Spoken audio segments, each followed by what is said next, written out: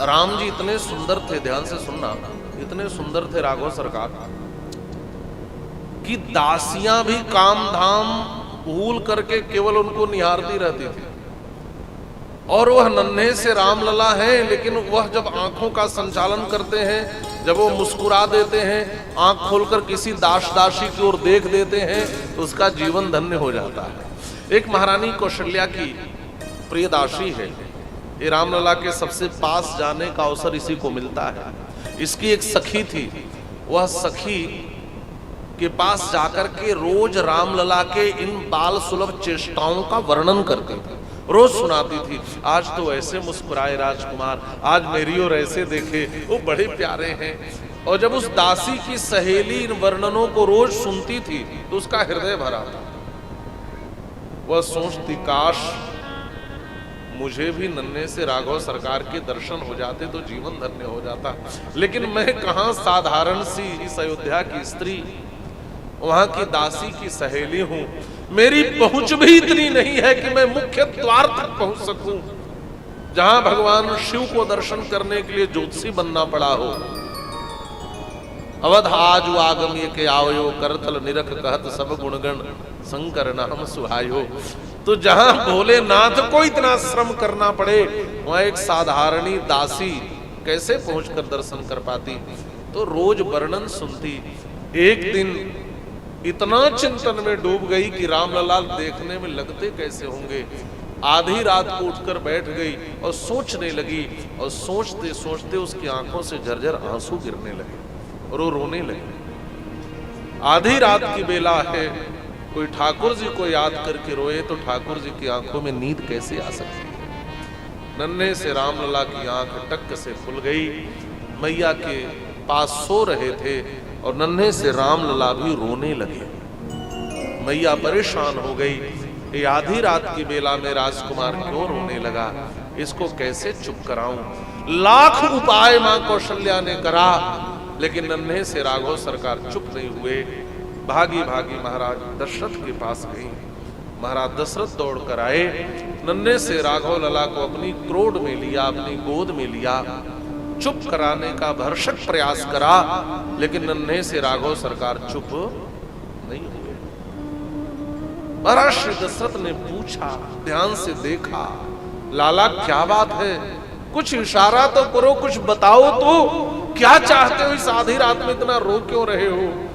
तो अपने पिता की ओर देखते हुए नन्हे से रामलला ने अंगुली से इशारा किया। महाराज दशरथ समझ गए, मेरा राघव थोड़ा घूमना टहलना चाहता है ना, घूमना टहलना। एक बात और है, पिता की गोद में पुत्र जब आ जाते हैं नन्हे बालक ना, तो अपने को ज्यादा सुरक्षित महसूस करते हैं। माताएं तो आंख भी दिखा देती हैं, डपट भी देती हैं, लेकिन बालक जब पिता की गोद में आते हैं तो अपनी मनमानी चलाते हैं। तो पिताजी की गोद में आ गए और इशारा करते हैं, अब इधर से उधर, इधर से उधर। और राजमहल बहुत बड़ा, रनिवास में रहते थे, इधर चलो, उधर चलो, उधर चलो, उधर चलो। अब नन्हे से रामलला रोते जाते, उंगली से इशारा करते जाते, और महाराज दशरथ गोद में लिए जिधर बताते उधर चलते जाए, चलते जाए। और इधर वह दासी रोते रोते चली आई। कहां? मुख्य द्वार पर, अयोध्या के सिंह द्वार पर आधी रात को आकर के बैठ गई और रोने लगी। और राम जी इशारा करते गए, इशारा करते गए। माताएं भी पीछे पीछे दौड़ रही हैं। आखिर नन्हा सा राजकुमार लेकर जाना कहां चाहता है। और महाराज श्री दशरथ जब मुख्य द्वार तक आते, इतना लंबा चौड़ा राजमहल है कि सुबह होने वाली हो गई, भोर की बेला आ गई। और जैसे ही लेकर मुख्य द्वार पर आए तो राम जी ने इशारा किया कि दरवाजा खुलवाओ। तो महाराज श्री दशरथ ने सिंह द्वार खुलवाया अयोध्या का। तब राम जी ने देखा वह दासी बैठ करके रो रही थी। इशारा किया कि मुझे उसके पास ले चलो। महाराज श्री दशरथ नन्हे से रामलला को लेकर जब उस दासी के पास आए तो उस दासी को देख करके नन्हे से रामलला मुस्कुरा पड़े और ताली बजा करके हंस पड़े। महाराज दशरथ के खुशियों का ठिकाना नहीं रहा। महारानी कौशल्या भाव विभोर हो गई, भाव विभोर हो गई। इस दासी ने वर्णन किया। दासी ने जब देखा नन्हे से रामलला को मुस्कुराते तो निहाल हो गई। गोस्वामी श्री तुलसीदास जी महाराज कवितावली रामायण में वर्णन करते हैं, उस सखी ने अपनी सखी से वर्णन किया, सखी आज तो वह घटना घट गई जिससे मेरा जीवन धन्य हो गया। सकारे में अवधेश के द्वारे पर उस नन्हे से सोच विमोचन रामलला का दर्शन कर पाई। गोस्वामी तुलसीदास जी महाराज कवितावली रामायण में वर्णन करते हैं, अवधेश के द्वार सकारे गई, सुत गोद के भूपति लेनिक से, अवलोके हो सोच विमोचन को ठगी, सिरही जे न ठगे धिक से। उस दासी ने कहा, सखी अवधेश के द्वारे सकारे गई, सुत गोद के भूपति लैनिक से, अवलोक हो सोच विमोचन को ठगिसी रही जे न ठगे धिक से। और नन्हे से रामलला के स्वरूप को देखकर जो ठगा नहीं गया उसके जीवन को बारंबार धिक्कार है, धिक्कार है। गोस्वामी तुलसीदास जी आगे कहते हैं, तुलसी मन रंजन रंजित अंजन, नैन सुखंजन जातक से, सजनी ससी में सब सील उभय नव, नील सरोरुह से बिकसे। नवनील सरोरुह से विकसे, ऐसा लगता है जैसे दो युगल कमल के नील पुष्प। बड़ा सुंदर वर्णन किया। महारानी कौशल्या आह्लादित हो गई। महारानी कौशल्या ने उस दासी के पास आकर कहा, दासी आज तुमने मेरे रोते हुए राजकुमार को प्रसन्न कर दिया है, मैं तुम्हें देना चाहती हूं। मैया ने तुरंत हाथ का कंगन उतारा। बड़ा कीमती चढ़ाऊ कंगन है महाराज। ज्येष्ठ महारानी कौशल्या ने अपने कंगन को उतार कर कहा, दासी तुमने मेरे रामलला को रोते से हंसाया, इसको ले लो, ये निछावर है। उसने हाथ जोड़ लिया। उसने कहा, महारानी जू मैं आपके हाथ का कंगन नहीं ले सकती हूँ। हमारे अयोध्या के संत गुनगुनाते हैं, एक संत की बड़ी प्यारी रचना है, क्या न ले हो महारानी जो कर कंगना, न ले हो महारानी जो कर कंगना, न ले हो महारानी जो कर कंगना, न ले हो महारानी जो कर कंगना, न ले हो महारानी जो।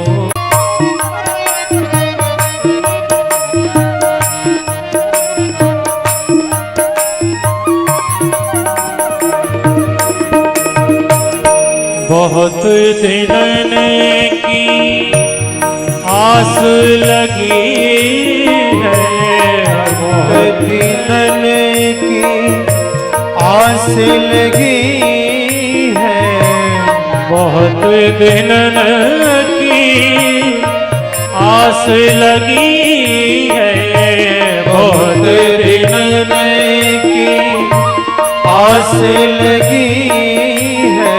सो दिन फौजी आने जो कर कहना, हाँ सो दिन पहुँचे आने जो कर कहना, न ले हो महारानी जो कर कहना।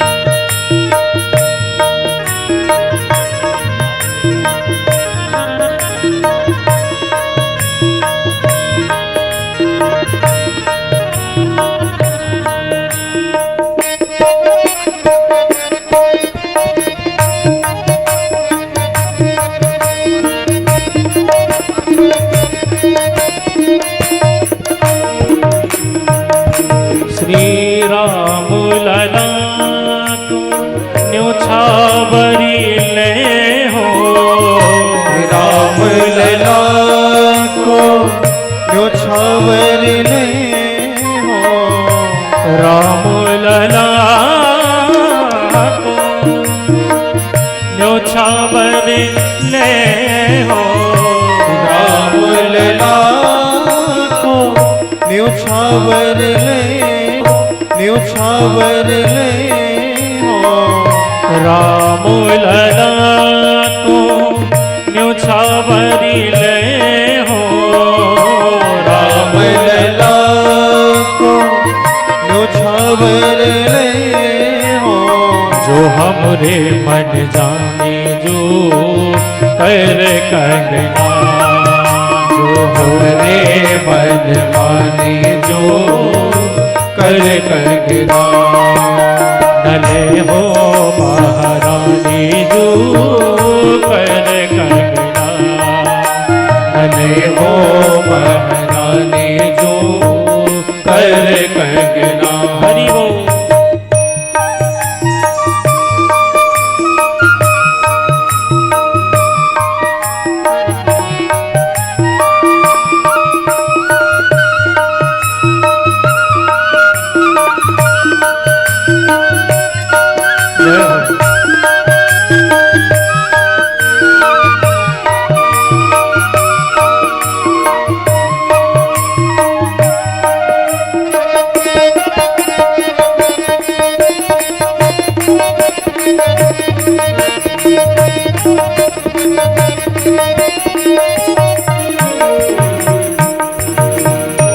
गले का हार कौशल्या रानी दीनी गले का हार कौशल्या रानी दीने गले का हार कौशल्या रानी दीनी गले का हार कौशल्या रानी दीने अब ठाड़ी मुस्कानी जो कर कंगना अब ठाड़ी मुस्कानी जो कर कंगना नाले हो महारानी जो कर कंगना नले हो महारानी जो कर कंगना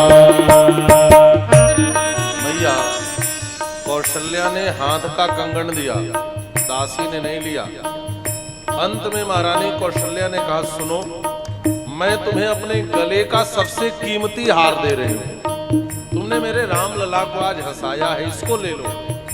उसने कहा, नहीं महारानी जू, मुझे गले का हार भी नहीं चाहिए। मैया कौशल्या ने कहा, कुछ तो लेना पड़ेगा, तो मेरी आग्रह को स्वीकार तो कर ले। तब उसने कहा, उस दासी ने कहा, मैया यदि मुझे देना चाहो तो मैं जो चाहती हूं वह मुझे दे दो। महाराज श्री दशरथ ने पूछा, क्या चाहती हो? तब उसने कहा, महारानी जी, मैं यही चाहती हूं कि मुझे भी मेरी सहेली की तरह मुझे भी रामलला की सेवा में रख लो, बस मेरा भी जीवन धन्य हो जाएगा। मुझे भी दासी बना करके रखो।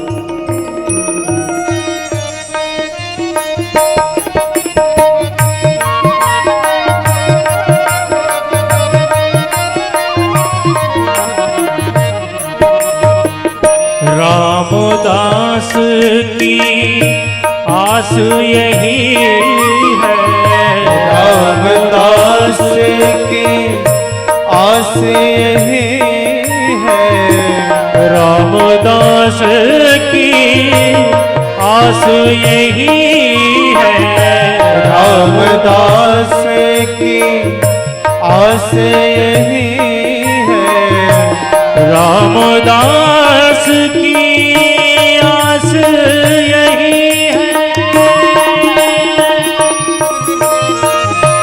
रामदास की आस यही है, रामदास की आस यही है।